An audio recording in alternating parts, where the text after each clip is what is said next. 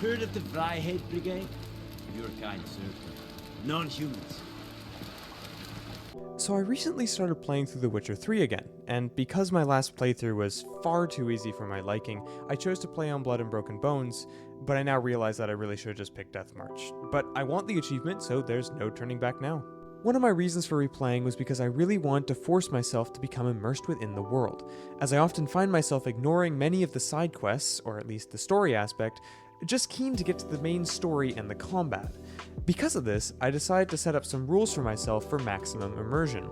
So first off, no fast travel except under thin circumstances. This allows me to fully experience the world and the random encounters as opposed to just bypassing them entirely because of my low attention span. Also, and this is the really hard one, I have to try and read the books and papers that I find, or at the very least skim them, allowing me to discover tips and hints that are naturally provided and not just given to me with a pointer on a map. And don't worry, I'll get back to that. Actually, that's about it. Not much of a list, I know, but still, hear me out. Because of the new difficulty settings, the game has become significantly harder, and as a result, I've had to change how I approach combat and cannot dive head-on into fights that I'm far too outmatched for.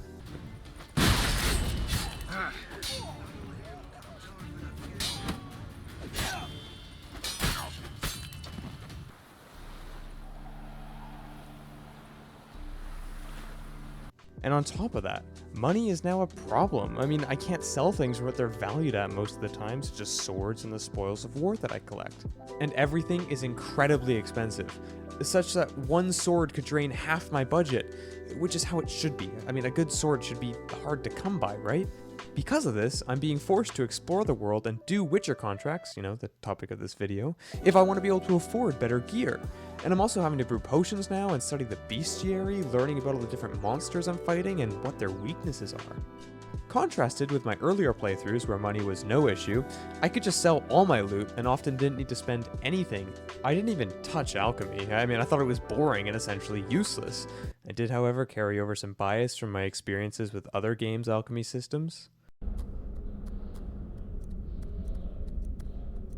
The only thing I really cared about when learning about monsters was whether they needed to be slashed at with the silver or steel sword, and that info is just found above their heads on their health bar. Because of this passive style of gameplay, I didn't realize how much information is given to you through the books and through the dialogue, especially because I often skipped through dialogue that bored me. Prepare for battle! Bruh. Is... Yes! You're... You... Anyways, enough preamble. Witcher contracts. Witcher contracts essentially boil down to a few stages. Find a contract on a notice board. Talk to the person who posted the contract. Discuss payment, if you want, but why wouldn't you do this? You can get so much more gold and it's just so worth it. Now that your payment's settled, you have to investigate the area that the monster's in. This can be done several ways. You can just go straight to where the monster is, or you can talk to villagers around and try to figure out more about the monster you're about to fight. In doing so, you can gain a backstory about the victims, you can get a head start on the search, and you can even discover a twist that makes the story's morality seem less black and white, although this often only occurs during side quests that are disguised as Witcher contracts.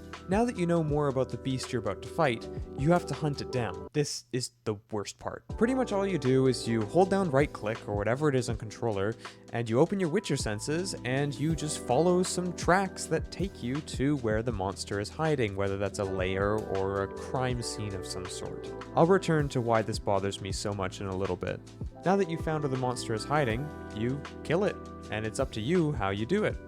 And yeah, sure, that seems exactly like what you'd expect from a standard side quest in a video game about being a hired monster killer.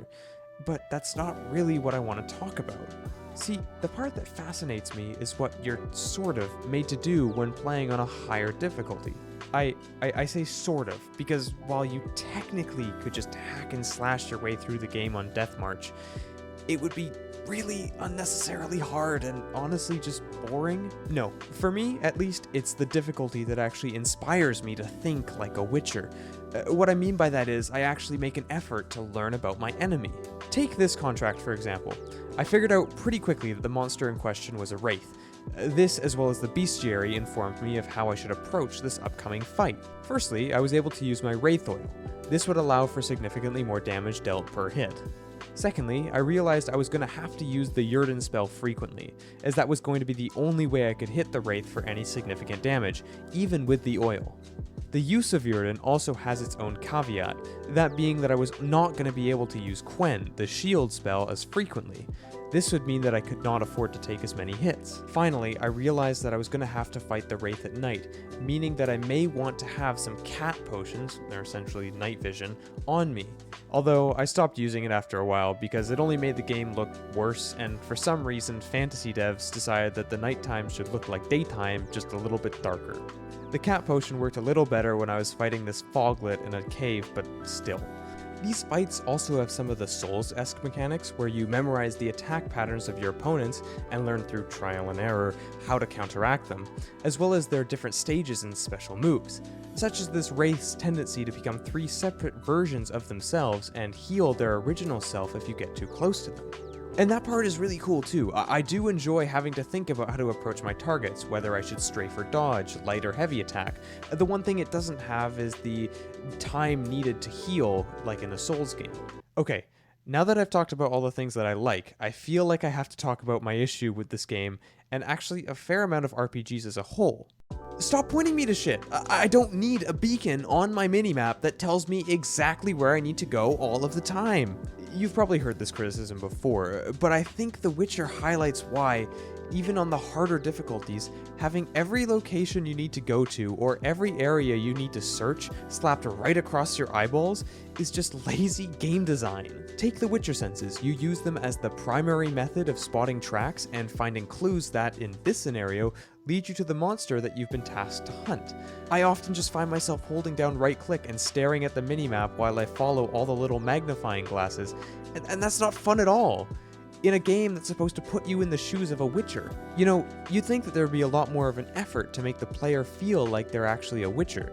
It would be really fun if we as players were given more initiative in the tracking process. There's also obvious exceptions, like if you're going to a city, a marker telling you the best route to that city isn't the end of the world and has some utility to it. I mean, your character would probably know the best route to the city. But if you're searching for something, it's just boring and lazy to put a marker directly where the player needs to go. Instead, why not give the player clues within the world, like a signpost or an NPC's dialogue, or even subtle clues in the vicinity that with a little bit of investigation points you directly to your goal.